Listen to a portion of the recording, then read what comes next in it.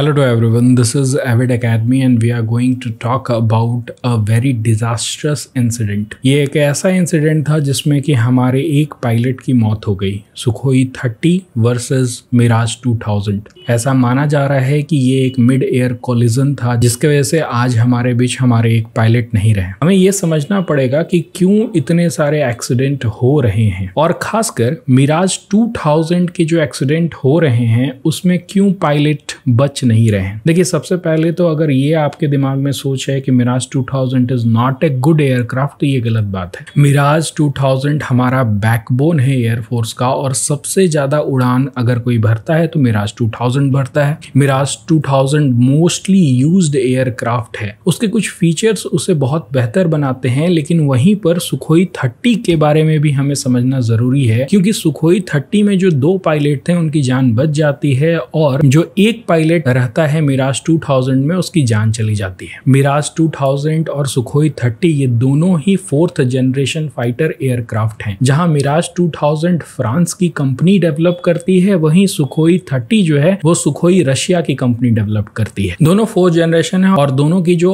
Operation capabilities हैं, जो manoeuvring है, जो एवियोनिक्स हैं, वो कंप्लीटली डिफरेंट है। Let me tell you, Mirage 2000 जो है ना वो छोटा एयरक्राफ्ट है, वो सिंगल इंजन एयरक्राफ्ट है, एज वेल एज उसकी जो कैपेबिलिटी है एयर टू एयर फाइटिंग की और एयर टू ग्राउंड फाइटिंग भी बहुत ही बेहतर है सुखोई से, बहुत फास्ट उड़ता है। वेयर एज अगर सुखोई 30 की बात करें तो वो ट्विन इंजन है, उसमें 2 इंजन लगे हुए हैं, एक फेल हो गया तो दूसरा संभाल लेगा, बहुत ही अच्छी मैन्यूवरिंग कैपेसिटी है उसमें और वो लॉन्ग रेंज का एयरक्राफ्ट है। जहां मिराज 2000 शॉर्ट रेंज है, वहीं पर सुखोई 30 लॉन्ग रेंज तक उड़ने में कैपेबल है, एज वेल एज भारी गोला बारूद ले जाने में भी कैपेबल है। मिराज 2000 उसमें लैग करता है, सिंगल इंजन का है, पर दोनों ही हमारे 4th जनरेशन के एयरक्राफ्ट हैं। पर आपको एक पॉइंट समझना होगा कि मिराज 2000 जो है बहुत साल से इंडियन एयरफोर्स में काम कर रहा है और बहुत सारे ऐसे रिपोर्ट कहते हैं कि आप मिराज 2000 को रिप्लेस करिए, उसके लिए अल्टरनेटिव खोजिए, क्योंकि हमें तो जरूरत है एयरक्राफ्ट की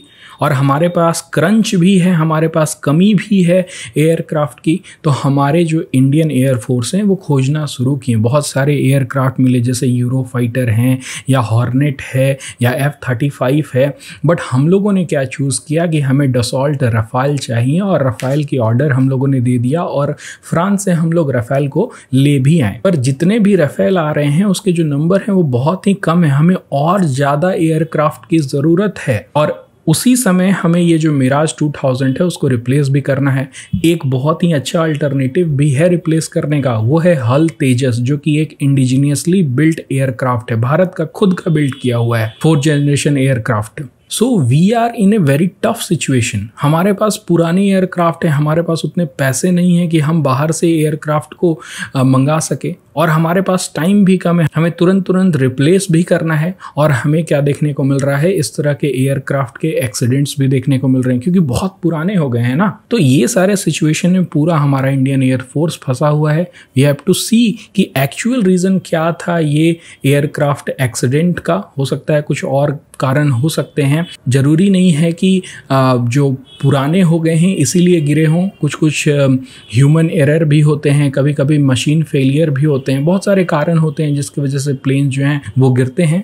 हमें इस बार देखना होगा कि क्या कारण है, लेकिन एक बात तो तय है कि हमें जो भी हमारे बेड़े में एयरक्राफ्ट हैं जो 4th जनरेशन के हैं, जो 1970s या 1980s एयरक्राफ्ट हैं, उन्हें चेंज करना होगा।